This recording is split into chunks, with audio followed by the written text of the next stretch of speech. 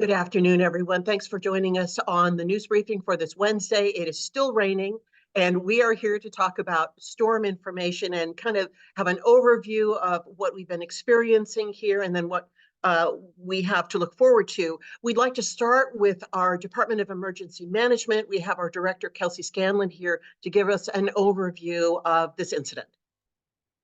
Thank you, Maya.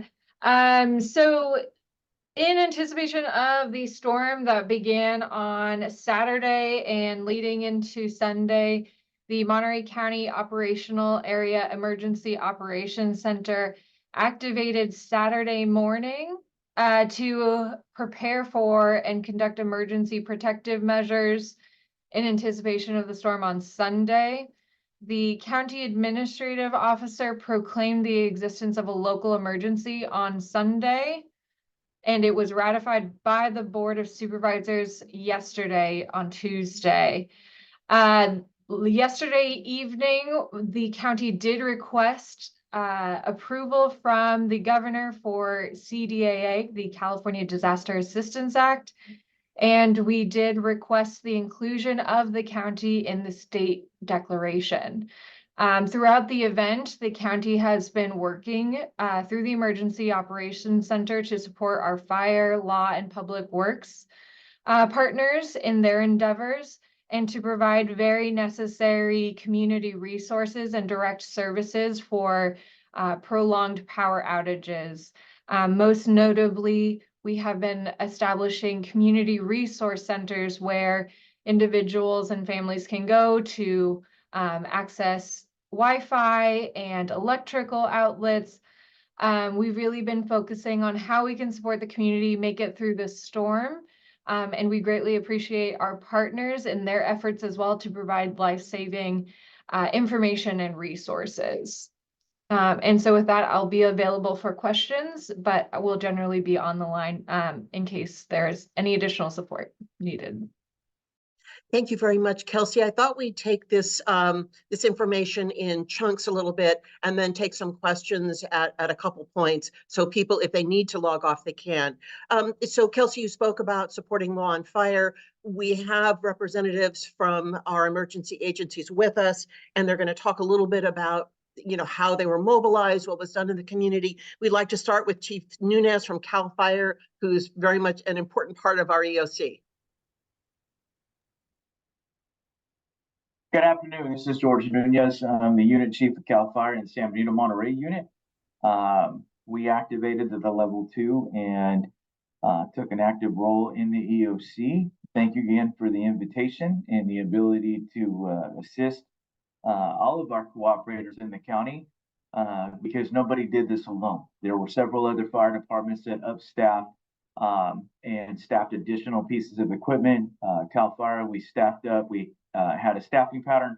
All days off were canceled, and we were able to upstaff 3 additional engines, 5 additional utilities, which we put SAW teams in. And as a whole, I believe it was 280 calls for service in 24 hours once the storm hit countywide. And on CalFIRE, out of our ECC, we ran 190 calls for service in 24 hours. At one point, there were over 280 calls for trees down. And there were times where the power to several of our areas and several of our response areas were such to the point that there was no access. There were roads closed with power lines in them, leading to several shelter-in-place orders, one in Pebble Beach. And then there were also mudslides and things of that nature in the Arroyo Seco area, which also led to shelter in place to ensure the safety of the folks down in that area. Someone is sharing their screen. Yeah, sorry, I hate to interrupt you, but if everyone would look at their screen, and yeah, thank you very much. Please continue, Chief Nunez. Okay. Again, with the shelter in place, we also mission task on the county side of things. 2 hand crews. We had a hand crew from Watsonville, California Conservation Corps. They're Monterey Crew 1, which assisted in the county with sandbagging over in Monterey County Regional Fire Protection Districts in their area, as well as our Pinnacles crew from the National Guard and CalFIRE that assisted with sandbagging. Those operations were completed. Now as it stands, and the Pinnacles crew is continuing to work in the county with Pebble Beach Community Services District, opening up some 77 roads that have been blocked off by power lines and trees in them. PG&E is planning on working the rest of the week and into next week to ensure the power gets back on. Currently, we have 4% power to Pebble Beach, and we will continue to operate and work with the crews until we can get all roads open in our rural area and throughout the county as problems pop up.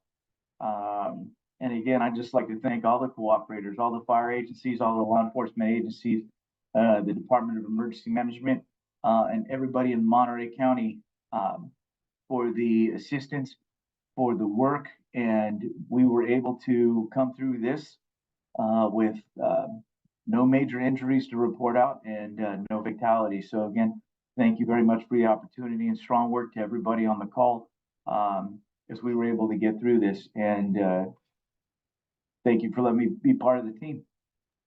Thank you so much for sharing that information. It is the bright spot is that we didn't have those serious injuries that it said that we did not have, which is a great relief.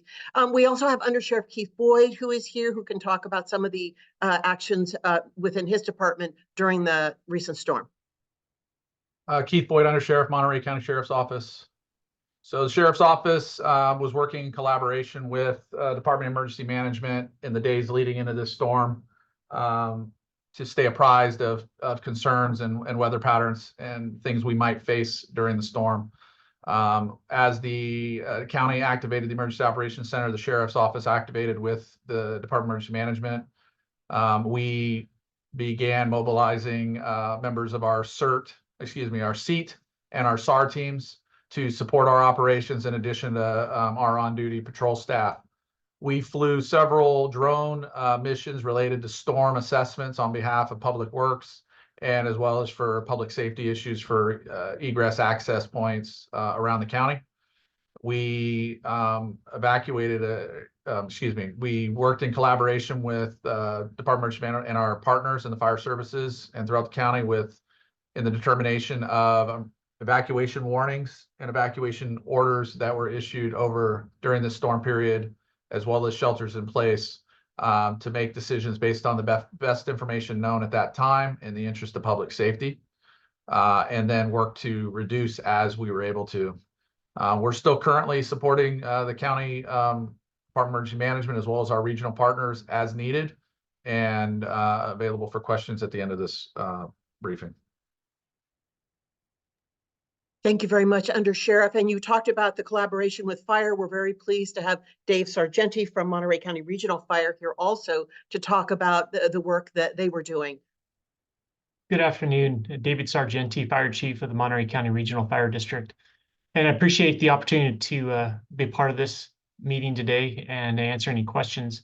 One of the things we did learn out of last year's storms was kind of what that playbook looked like. So, the National Weather Service, our partners there, had been tracking the system for the past few weeks. And, we took those warnings and information to heart as we look to how could we support the community through messaging, through supporting and information, whether that be through sandbags, distributions, or just general conversations with our residents about what was anticipated to happen and what plans we would implement in the worst case scenario. So, with that, the Monterey County Regional Fire District upstaffed 2 fire engines to provide support for the anticipated storm system, whether it be the high winds or the heavy precipitation that was planned.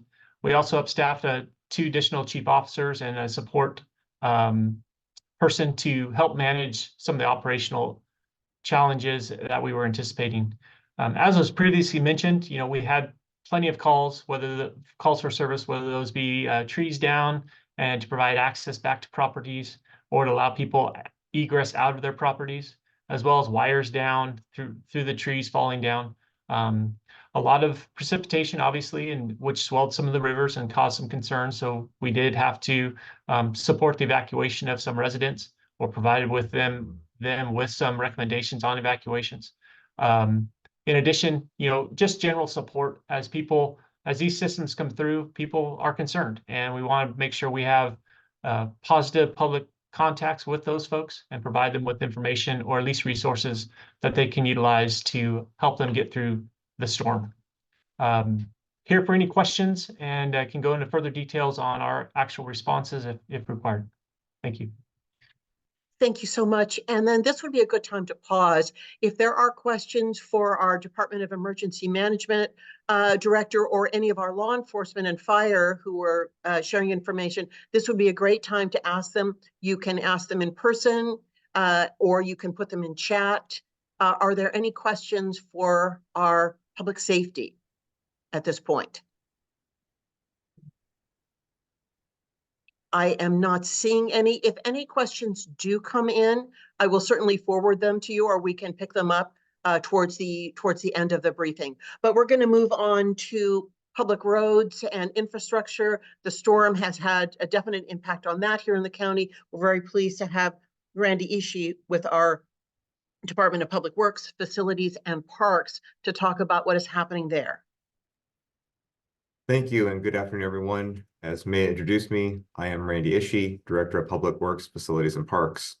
Echoing my fellow first responders, when information began to develop about the storm system, Public Works, Facilities, and Parks took commensurate actions on our end, like the county's Emergency Operations Center, which was activated.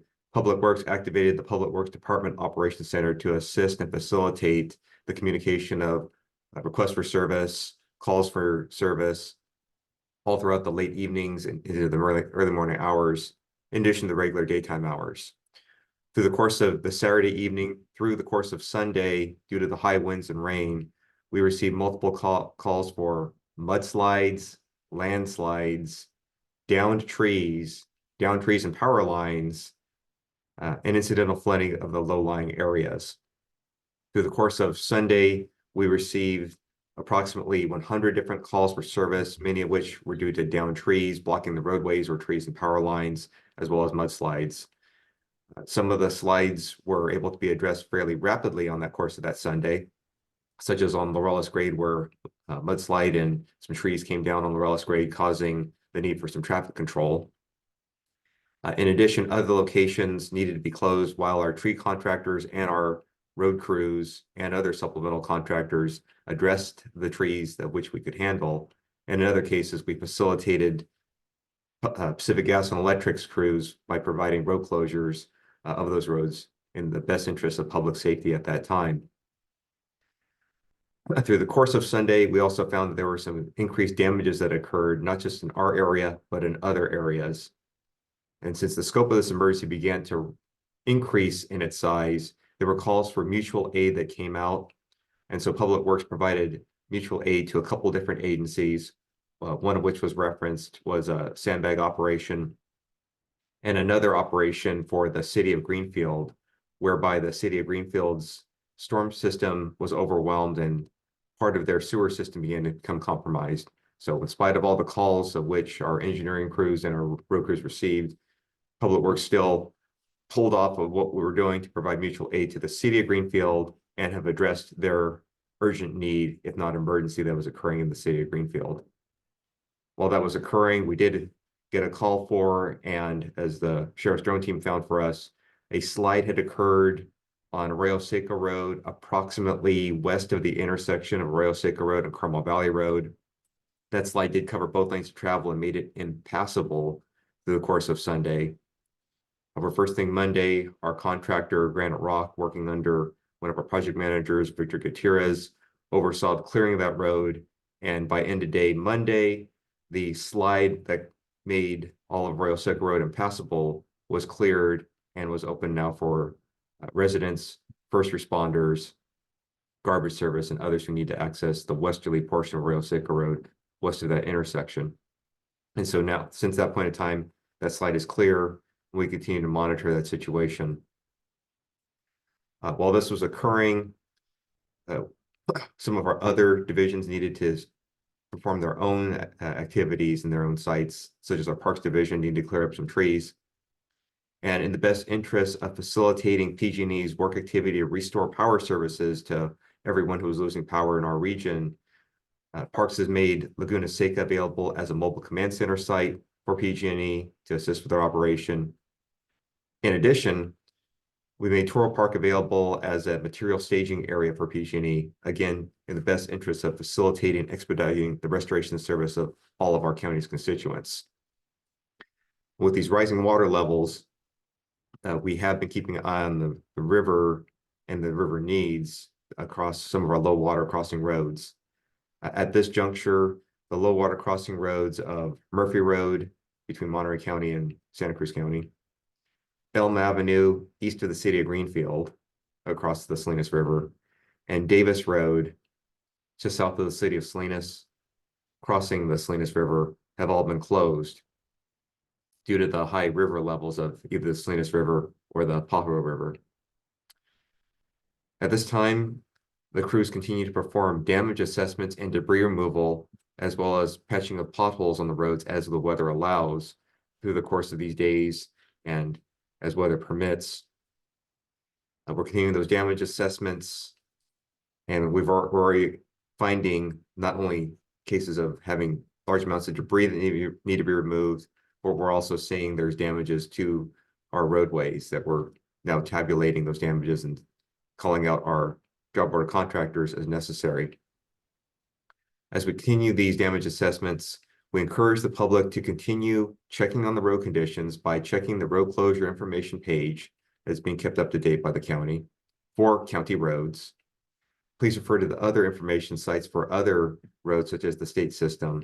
And you may also use the CHP's CAD page to check on road conditions.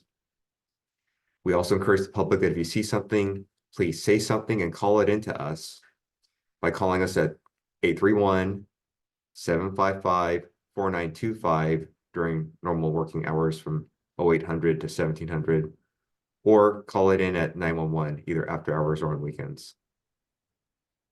We also encourage the public to continue to be careful and vigilant as you drive on our roads, because even though the major rain and the high winds that were from 55 miles per hour to 80 miles per hour have now left our area, it's still continuing to rain some outside right now. And even though the rain may be stopping, there is still that free groundwater that's percolating its way through the soils, which at this point, with the soils being saturated, those soils are weak. They cannot take very much weight loading at this time, or they're just beginning to become compromised. And so slides can still occur and trees can still come down during these coming days. So please give yourself some extra time as you get onto the roads. Check those information sites in advance and proceed with that extra caution as you're on the roads. And again, if you see something, please call it in. Some of these locations that we do ask the public to be even more mindful of are Aguajito, the Carmel Point region in general, the Carmel Highlands, and other places along the peninsula where PG&E crews are working, or our public works crews are working to clear trees or other debris that might still be in the roadway. It's just generally road work that we're doing in order to make the roads passable for the public. So please plan your trips accordingly. Please be careful out there, and call it in if you do see something. We're available for any questions after this. And again, thank you very much. Thank you very much, Randy, for walking us through what is a lot of work in a very short amount of time. If you would stay on for questions, we're going to go a little bit out of order, and I'm hoping that Kevin Drabinski from Caltrans can jump in and talk about Highway 1 conditions, and now that Randy has finished the county conditions. Yes, I'm happy to report that all state highways in Monterey County are fully open. The exception, of course, is the Highway 1 at Paul's Slide. We were able to get up and assess Paul's Slide after this last rain event, and happy to report that we haven't lost any progress up there. We'll continue to miss repair days during rain events, but we're on track, back on track for a late spring reopening of that. So Highway 1 remains open from the Monterey Carmel area all the way down to just south of Lucia. And then there's the closure at Paul Slide. And then Highway 1 in Monterey County remains open south of Lime Kiln, all the way down to the San Luis Obispo County line, farther down into San Simeon in Cambria. End of my report. Can you also share how people who want to track Highway 1 information can do so through Caltrans? Yeah, the best way for the whole entire state highway system is on our Quick Map app. It's either on your phone or on desktop, quickmap.dot.ca.gov. And as in every travel app or map app, you have to click a couple boxes to get the road conditions to pop up. But after you do that, those are updated in real time, and that'll give you information on negotiating the state highway system. Thank you, Kevin. Stand by. We're going to open up for some questions on infrastructure in just a minute. We'd like to go to Jason Demers with our Monterey County Water Resources Agency for information on our county lakes and rivers. Hi, Jason. Great, thank you. Hello. If you don't mind, I'm going to share a few slides with the group. Please do. Okay. Just a second to put that in presentation mode. Okay, yeah, thank you. So when we come into winter storms like this, like we've been discussing today, the Water Resources Agency has a number of responsibilities and actions that we take. And our primary responsibility in any of these storm events is the safe operation and maintenance of our flood conveyance facilities. And those include our flood conveyance pump stations in the northern part of the county, and then of course, Nacimiento and San Antonio dams in southern Monterey County and northern San Luis Obispo County. We also provide sandbags to our partner agencies and fire stations within the county. And then we perform watershed monitoring duties in support of a lot of the actions that Randy just talked about, including road closures and potential evacuations and monitoring of conditions throughout the county in general. And some of the tools we use for the storm monitoring component are rainfall forecasts from the National Weather Service, stream flow runoff forecasts from the California Nevada River Forecast Center. And then we can monitor conditions in real time using our own network of rain and stream gauges that are spread throughout Monterey County. And using that network of stream gauges that is accessible to anyone in the public at MCWRA realtimehydrodata.com, listed at the bottom of the slide. I'm going to go through some kind of high-level watershed conditions that we saw in this past storm event. And as you all know, we saw some pretty significant rainfall. Our gauges reported anywhere from 2 to 3 inches on the Salinas Valley floor near the coast, up to a high of about 16 inches at our highest reporting location at Mining Ridge. And so that did create a significant amount of runoff in all of the major watersheds throughout the county. And I'll just go over those kind of at a really high level, beginning with the Carmel. The Carmel River at Robles del Rio sensor reported flow of approximately 3,500 cubic feet per second. And that came out to be just under the monitor stage at Carmel. So that was good news for all of us. We were watching really closely, expecting the possibility of that water to creep above monitor stage and potentially even into flood stage. So it was definitely a relief when the storm came through a little less than initially forecast. So you can see the river flow there has crested on February 5th. And that was just below monitor stage, and now everything is receding in that watershed.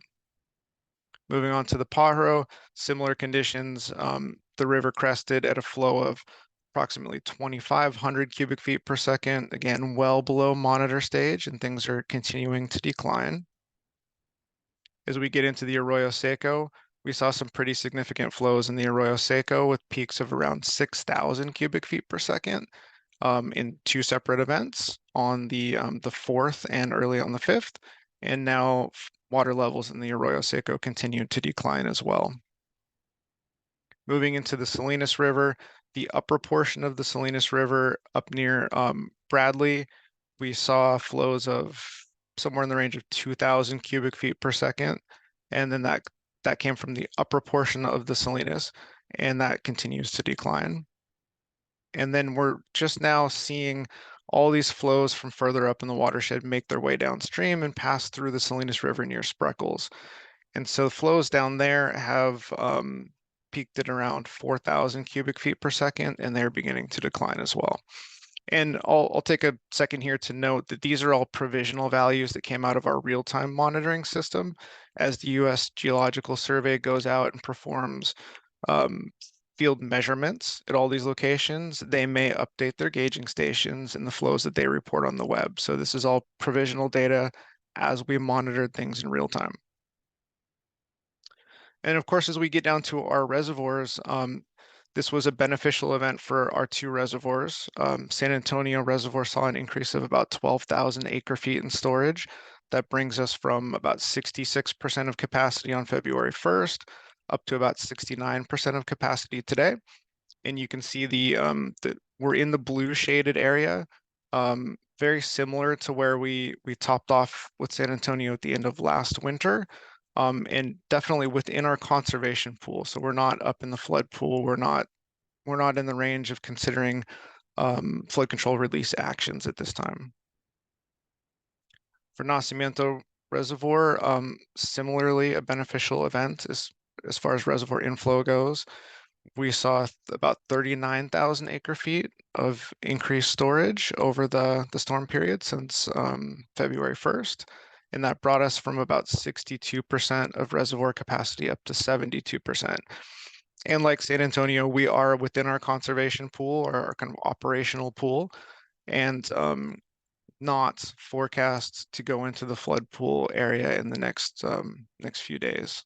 So again, good news, no need for any type of flood control releases out of this event. So we're considering this from a reservoir perspective, a beneficial rain event. And that's really all I have. That concludes my presentation. And whenever appropriate, I'm available to answer some questions. Thank you so much. That was a very great look at the rivers in a very quick amount of time. This is a great time to pause and take any questions that you might have on road or infrastructure conditions, or on Jason's presentation on water. The water monitoring. We don't have anything in chat yet, but Jason, I do want to ask you, when we talk about the events of these rain events for the reservoir, what is the value, the long-term value for having the reservoirs at the level that they are right now, or perhaps even more? Mm-hmm. Yeah, the reservoirs are operated, for flood control, as we talked about today, but also to provide water that can be released for groundwater recharge through the Salinas Valley, and then operation of our Salinas River diversion facility downstream near the coast. And that's a facility that blends recycled water from the Monterey Peninsula in that area that's produced, it's called the Castroville Seawater Intrusion Project. And that it blends water that's rediverted from a small river diversion in the Salinas with the recycled water in order to supply agricultural irrigation water near the coast. And the primary purpose of that project is to reduce groundwater pumping, therefore reducing seawater intrusion in the coastal area. So having reservoirs at this level allows us to get a full summertime operational period in this coming year. So it'll allow us to recharge groundwater level and then offset some of that pumping downstream. And then, of course, there's the benefit to recreation in both of the reservoirs as well. The high water levels are great for water skiing and fishing and all the other recreational uses. I think we also saw some of those side benefits with the California Department of Fish and Game restocking Lake San Antonio with rainbow trout. You got to have water for them to swim in, right? We do. Any other questions for Jason or Randy Ishii or Kevin Drabinski on road conditions? I am seeing none. I'm not seeing any hands Ray, so we're going, thank you. If you guys are able to stay on the line, if we have some additional questions that come up, we will share them with you or ask them of you. But we're going to move on to some other storm-related topics. The impact that the storm had on medical facilities and in-home care patients. We have Debra Hopgood. She is with our Emergency Medical Services Bureau or Division of our Health Department. Debra, thanks very much for being here to talk about this. This is one of those topics that people don't necessarily always think about when we have power impacts like we had, which is the impact on medical facilities. Good afternoon, and thank you for including us and giving us the ability to speak on our efforts that we've undertaken during the response to the storms. We've had two main groups of patients that we've worked with. The first of those patients has been the in-home care patients. This response has been coordinated by our Department of Social Services through their Aging and Adult Services group. I'll speak a little bit about those, and then we'll turn to the hospitals and long-term care facilities, and we'll talk a little bit about the efforts there.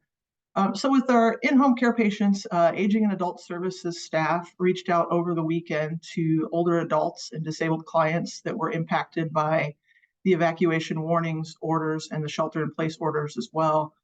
In those reach out conversations, they checked in on safety, made sure that their clients were aware of the orders and that they could evacuate if needed.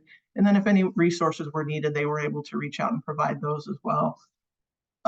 The group also coordinated with the EOC to reach out to over 850 older adult and disabled clients that were potentially impacted by the power outages. They used an alert system to do that and were able to provide information about community resource centers and other resources available for assistance. And that was a coordinated effort with the EOC and Department of Emergency Management staff. In addition to that, the Aging and Adult Services staff conducted wellness checks contacts with over 130 older adult and disabled clients that were identified as having special needs during power outages and checked on their safety and again informed them of the resources that were available to them. They've also worked to disseminate information and updates about the storms and recovery resources to over 100 community partner agencies that they work with on a regular basis that serve older adults and persons with disabilities, and keeping them informed and helping support the community response. In terms of our hospital and long-term care facilities, this has been a group effort of EMS and the Public Health Bureau of the Health Department.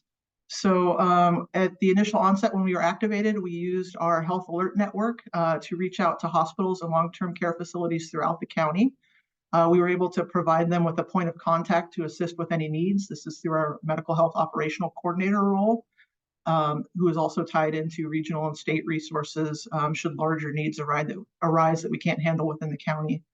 So once we had sent out that automated alert, we followed up with direct phone calls to all of the facilities located in the areas impacted by the warning orders and outages. These included a hospital, long-term care facilities, including skilled nursing facilities, assisted living facilities, and dialysis centers. We had conversations with those facilities to assess their status related to power outages and any other critical infrastructure needs, any needs that they had currently, and then any needs that they anticipated arising in the future. Since the initial outages, we've been in daily communications with the facilities that continue to experience outages. Initially, we had identified approximately 20 facilities that were impacted by the power outages. And as of this morning, we're happy to report that that number is down to 3 facilities that are still experiencing electrical outages. We have assisted a handful of facilities with obtaining resources as needs have arisen. And I think the thing that I would like to highlight is that overall, our facilities have done really well in their response to these outages. Our health department through the Public Health Bureau and EMS works with the facilities on a regular basis on advanced planning and ensuring that they are resilient in the event that emergencies such as this arise. And that planning has really played out, and many have been able to weather the storms independently and meet the needs of their clients and patients throughout this. So I think that preparation speaks volumes, and that's all I have, and I'm happy to answer any questions when that's appropriate. Thank you so much, Debra. This is really terrific information. We're going to take questions for you and others at our next pause. We'd like to turn to Rob O'Keefe, our colleague over at C Monterey, to talk about the impacts the storm had on hospitality. Hi, Rob. There we go. Hey there. Thank you for pulling this together. I just want to thank you and Nick and the whole team. This has been really well coordinated. As you know, C Monterey, when we get a situation like this, we go from being a promotional organization to one of putting out crisis communication messaging and collaborating with you all. So excellent job. We also have Alyssa Rendon on here. She's our community relations director. If I have to leave early and can't answer questions, she'll be able to. But just what we've seen, the storm obviously it created the crisis that we needed to really reach out to residents. We have a lot of through our social channels and our website, we have a lot of followers who are residents as well as travelers, and a lot of the content we put out was facing those residents.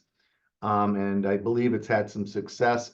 We put together a list of almost 24 hotels on our website. If you go to cmonterey.com, there's a travel advisory at the top of the page, and I think Alyssa's going to drop into the chat how you can directly get to the travel alert. That's a link with relevant information that goes back to the county, back to Caltrans, and other resources. So we're a connector in that way, both with county resources and with hotels who are raising their hand saying, we are putting together locals rates, we're waiving pet policies, things that hotels do whenever there's a fire or a major weather event like this one. From what we've heard anecdotally, I've been calling around and talking to various GMs, and a lot of people, I would say in the hundreds, roughly evaluating from what I've heard from GMs, at least hundreds, if not 400, 500, 600, just guessing. But from what I've heard from the hotels, that's the number of residents they're seeing coming in and taking shelter due to loss of ability to get to their home or loss of power or both. And that's it. I'll be happy to take questions. If I'm here long enough, I actually have to get to the county building soon, but Alyssa is going to hang with us for the whole ride. Thank you. Thank you, Rob. If I can insert just a comment, I want to thank C Monterey and entire staff there. You've been a great partner with the county at the in the Emergency Operations Center, and we appreciate your support and getting the messaging out. So thank you very much. Happy to do it. Thank you. Rob, we'll see you over here at the county building when you get here. And we're going to take one more presenter, and then we'll take some questions that have come in. We're very pleased to have Cindy Burnham with Hitchcock Road Animal Services. There is good storm information out there that is needed for pet owners. There are a lot of fences down, a lot of issues for animals and pets. So Cindy, thanks very much for joining us today. Hi, thank you. Good morning. I'm Cindy Burnham, the administrator at Hitchcock Road Animal Services. And I have just a couple quick slides to share. We mostly wanted to remind folks where, if they've lost their pet or they found one, where they can go for the areas that we service in Monterey County. The SPCA for Monterey County does continue to be the lead agency for emergencies, but we service a lot of areas that experience some downed fences and trees, and so we wanted to continue to share. So just as a reminder, we're at 160 Hitchcock Road in Salinas. We are open despite the Davis Road closure, which just means you've got to drive around to the other side. We're open 1 to 5, Tuesday through Saturday. All of our animals, lost, found, adoptable, are online. We are accepting lost strays from the unincorporated areas and the cities of Salinas, Marina, Delray Oaks, Carmel, CSUMB, and Greenfield. We don't accept animals that need to be surrendered by their owners. There's other agencies for that, but we're happy to talk to you and point you in the right direction. We are currently about 103 capacity for dogs. We've been running that way for a while. We're getting a lot of dogs in, and it continues to happen. This is our traditional low time for cats, so we just wanted to share they're continuing to come in, but we had 6 people come reclaim their dogs yesterday, and hopefully we'll have some more. Our officers are out hearing folks that have found animals that are wet, that got out during the storms, and some of them are trying to find them homes before they call us. So we just wanted to remind people it's important to look for your pet if it's lost or report immediately. Just because the sooner it happens, the sooner we can hopefully get it back to you.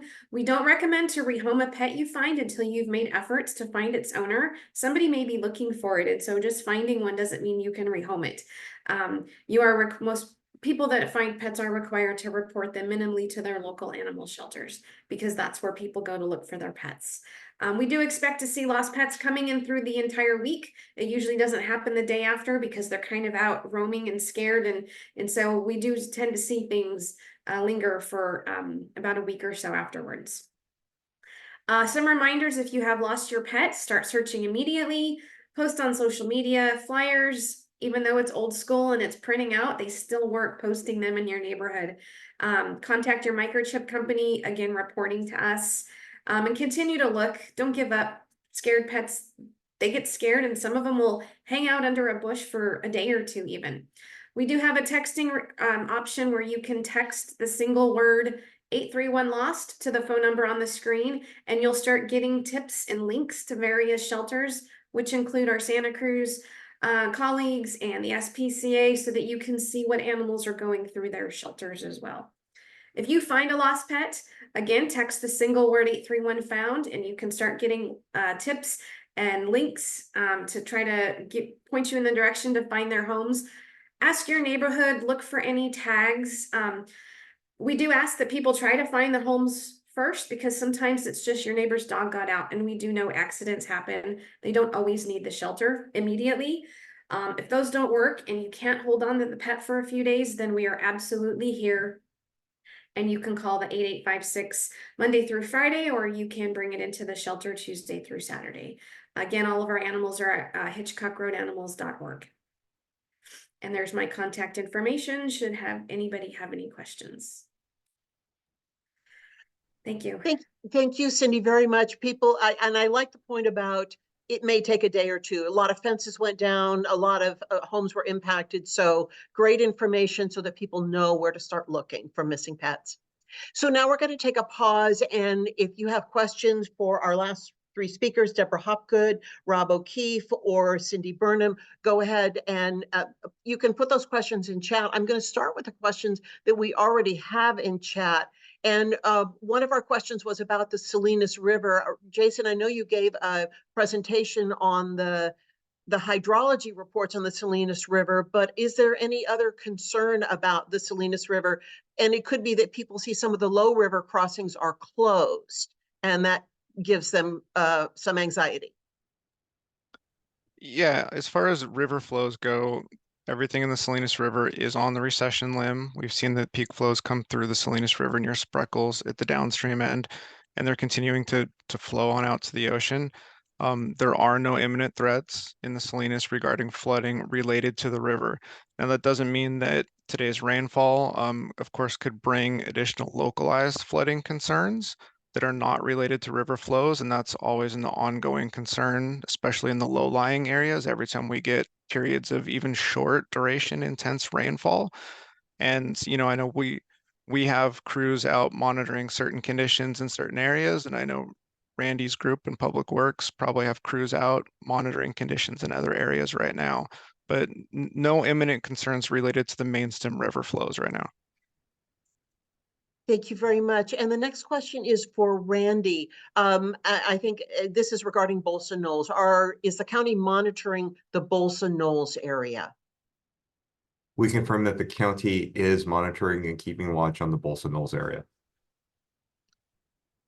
Thank you. And I know people often wonder, what is the county's role there in Bolsa Knolls? And I'm wondering if you could talk about the pre-storm and post-storm efforts that your crews do. So prior to the wet weather season, our special district staff hire contractors to perform cleaning of the county's public works assets in the community of Bolsa Knolls, which are the culverts and storm drains and storm drain inlets in that community. And we keep watch on it to see if there's any silt accumulation in them. And during the wet weather season, if there is a sufficient silt accumulation, we will mobilize a contractor to come back out, clean out those culverts. In terms of the private property side, we do provide sand at a sand stockpile for the community so that they can fill sandbags for protecting their private property.